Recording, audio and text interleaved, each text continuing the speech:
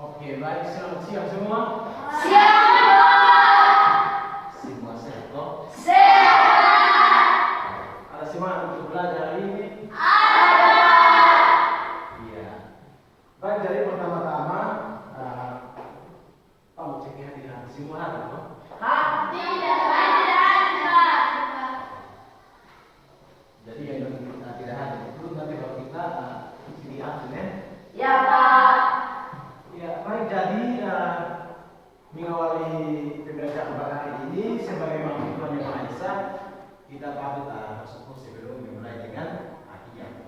Jadi di sini kami minta kita semua untuk berdoa sebelum memulai dengan pembelajaran hari ini. Dan berdoa menurut ajaran dan kepercayaan masing-masing. Nah, jadi waktu berdoa silakan berdoa mulai.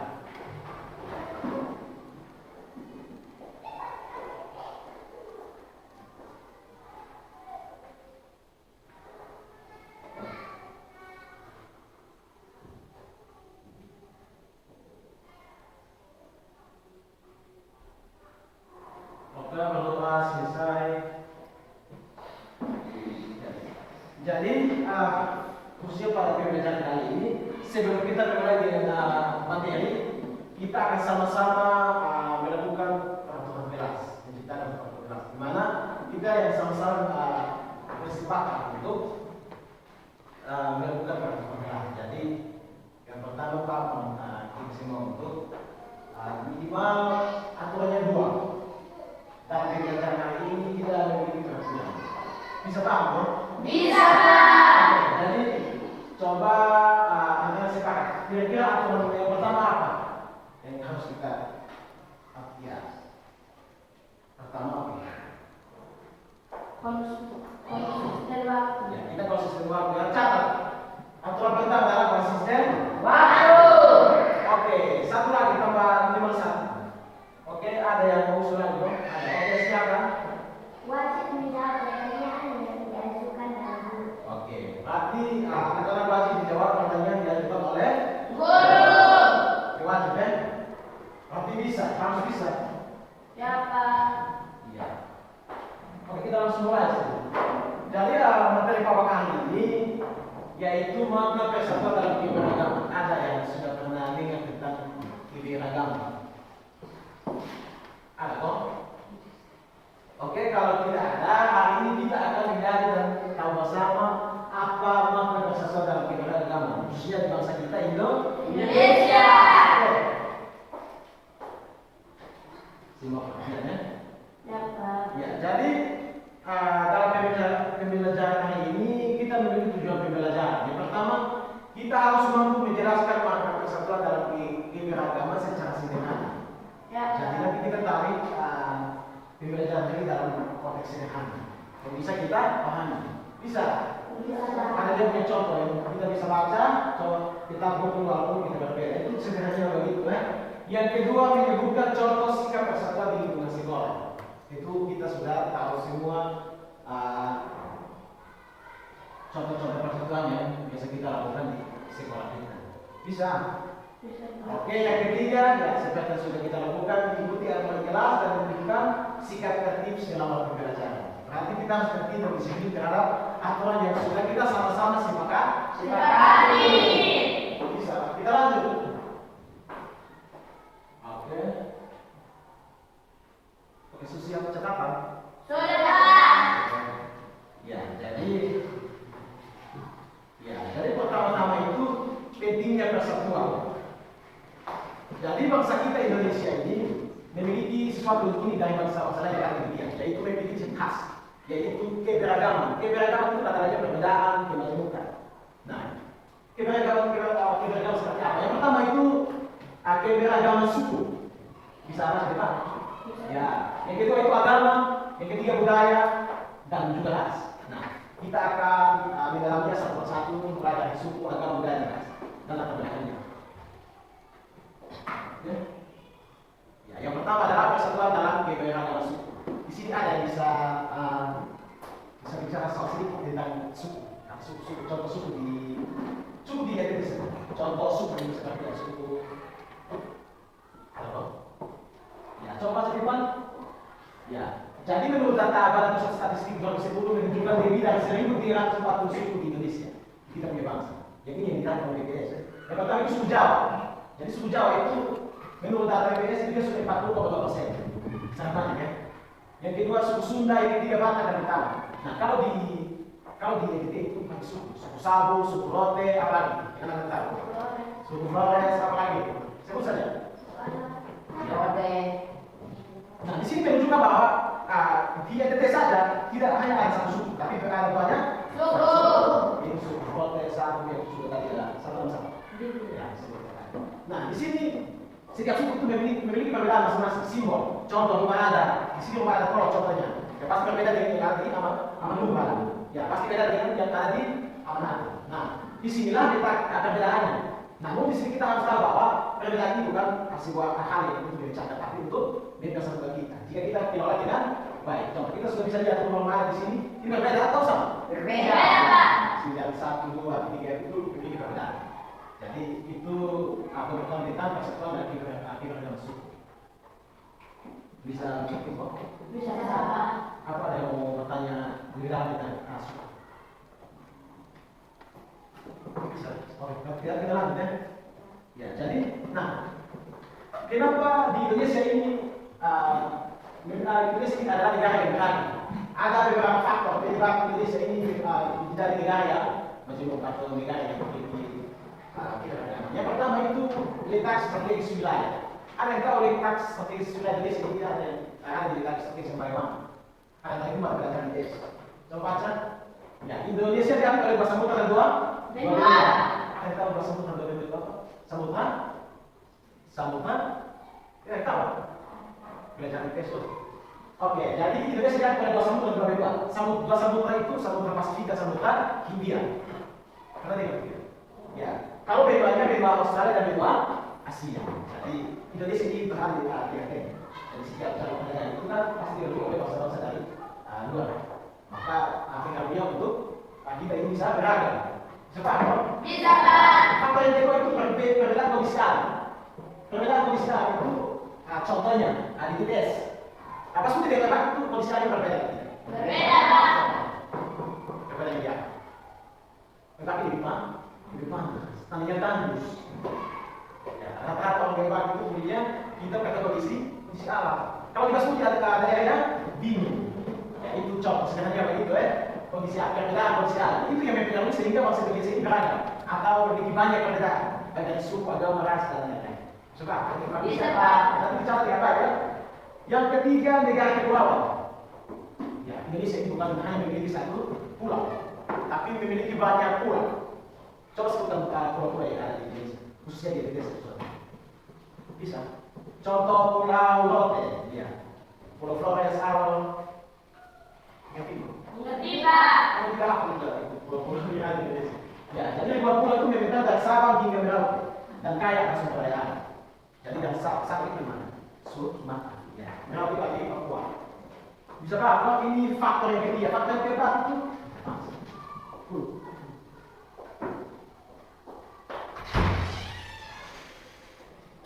Oke, jadi faktor yang keempat itu transportasi dan komunikasi. Ada yang tahu transportasi itu seperti apa? Alat, kalau biasa bilang alat transportasi. Bisa.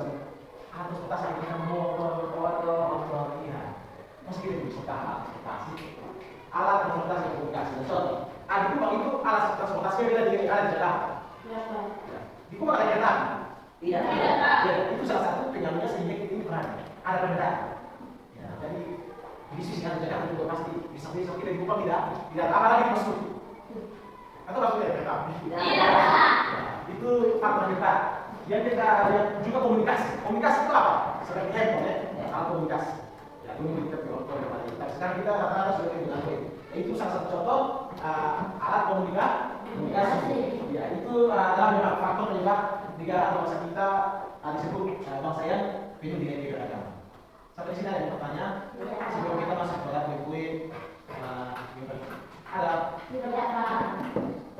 Oke, kalau tidak ada kita sekarang kita lanjut. Lanjut Pak. Ya, jadi oke.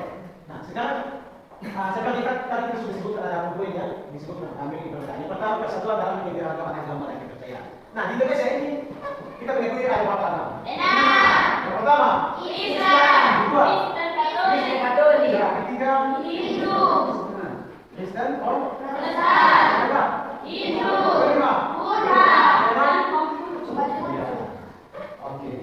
Jadi kita bisa baca ya, Pak. Nah, dari enam agama ini tentunya memiliki perbedaan. Tentunya agama Islam dengan tata cara ibadahnya masing-masing. Tentunya juga Kristen dengan tata cara ibadahnya yang berbeda.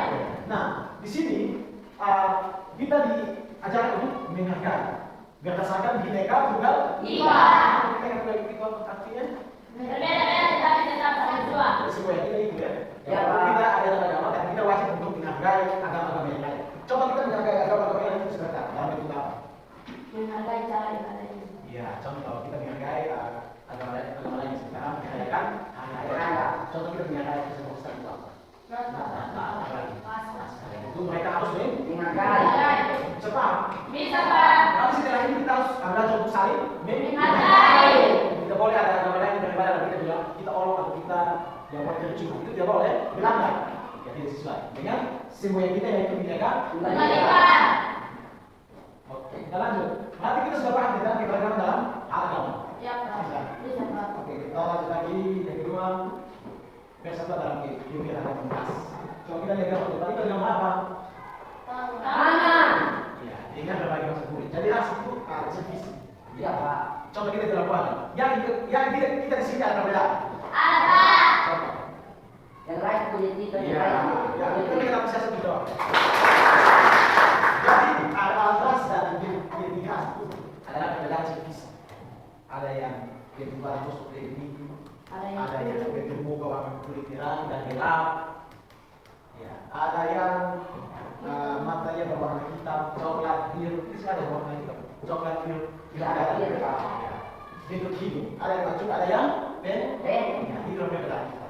Jadi kali ini saya disebut memiliki perbedaan karena salah satunya adalah keberagaman dalam ras. Sebab kok? Bisa Pak. Ya, tetapi yang harus kita pelajari dari sini adalah perbedaan ras ini bersifat objektif, namun tidak seharusnya menjadi alasan diskriminasi. Ya, contoh jangan sampai karena dia kulit hitam, dan dia jangan berkata dengan orang itu tidak boleh berkata itu tidak boleh. Itu adalah bentuk diskriminasi. Ya, kenapa tidak rajin yang tidak mungkin kita berbeda begitu berbeda orang. Kita bisa melihat kita yang tidak alih, dia kita bisa berpikir sudah paham loh? Bisa Pak. Ada yang mau bertanya? Tidak Pak. Ada yang ada pantun untuk kita atau ada pantun untuk supervisor? Tidak ada? Ya. Oke, kalau tidak ada kita lanjut ya. Ya, oke. Nah, apa yang ketiga adalah persatuan keberagaman antar golongan. Antar golongan bisa kita lanjutkan. Di sini kita memiliki tingkat status sosial yang berbeda. Ada yang orang tuanya petani, ada yang orang tuanya buruh, ada yang karyawan. Kalau di sini ada yang orang tuanya petani. Ya, itu salah satu perbedaan. Tidak semua anak-anak memiliki orang tua yang tidak memiliki usaha desa, pos-pos desa. Tapi pasti ada perbedaan yang kita ada yang buruh. Ya, itu di sini. Kelompok masyarakat yang terbentuk untuk menciptakan identitas perbedaan dan menciptakan kesamaan. Contoh buruh nelayan. Di sini ada nelayan. Iya. Ya. Jadi Pak juga sudah memberikan contoh Batam, meskipun melibatkan tiga kelompok dengan kepentingan yang berbeda, tapi memiliki tujuan yang sama. Jadi perbedaan-perbedaan ini bukan salah satu hal yang membuat kita untuk saling menjadi atau mendiskriminasi. Tetapi kita memiliki tujuan yang sama untuk bangsa dan negara kita. Ya, sebab Bisa Pak. kita dikembangkan dalam perbedaan. Oke, sebelum kita mengakhiri pelajaran kita yang mau ditambahkan apa yang mau sebelum kita meninggalkan kelas. Kita rekaman atau ada yang mau kasih contoh di ada kok? Oke. Nah, di sesi ini ada yang sudah mencatat apa-apa poin-poin penting yang kita pelajari itu. Ada kok? Ada suku. Kita mempelajari tentang suku, agama, perbedaan dalam ras, Wilayah. iya, apa lagi? Faktor. Iya. Gitu kan? Ya Pak. Jadi dari pembelajaran hari ini kesimpulannya adalah yang pertama persatuan dalam keberagaman. Seperti yang tadi sudah saya jelaskan ya, persatuan dalam kebenaran berarti tetap rukun walaupun kita berbeda. Ya, hal ini diwujudkan dalam semboyan Bhinneka Tunggal Ika yang menyatukan bangsa Indonesia. Itu poin refleksi yang pertama. Yang kedua, pentingnya sikap saling menghargai. Jadi dari pembelajaran hari ini kita tahu bahwa memang di Indonesia itu banyak perbedaan, tapi itu tidak menjadi alasan kita saling membeda-bedakan untuk menimbulkan sikap yang tidak baik atau sikap diskriminasi dan lain sebagainya. Ya, keberagaman adalah kekayaan yang memperkaya bangsa. Sikap saling menghargai dan toleransi menciptakan keharmonisan dalam kehidupan bermasyarakat. Itu penting yang kita ambil dari pelajaran hari ini. Yang ketiga adalah menerapkan persatuan di lingkungan sehari-hari. Ya, contohnya ada di mana? Ya, jadi mulai hari ini tidak ada yang boleh membeda-bedakan teman. Kita harus kompak, kerjasama di lingkungan sekolah, contohnya gotong royong. Ya, membersihkan kelas, nanti kita harus tetap kalau kita mulai bekerja itu sama-sama ya harus sama-sama sampai selesai. Bisa kan?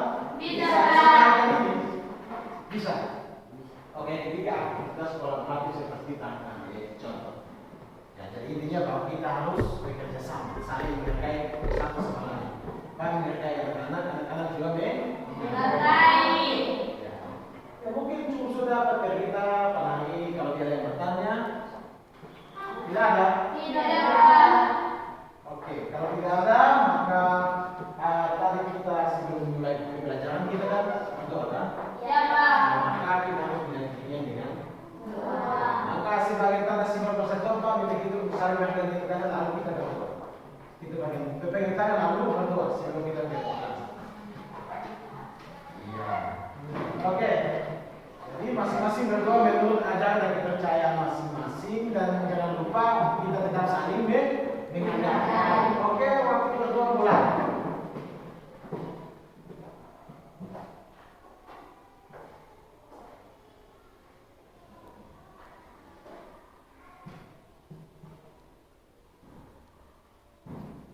Oke, berdoa saja. 1, 2, 3.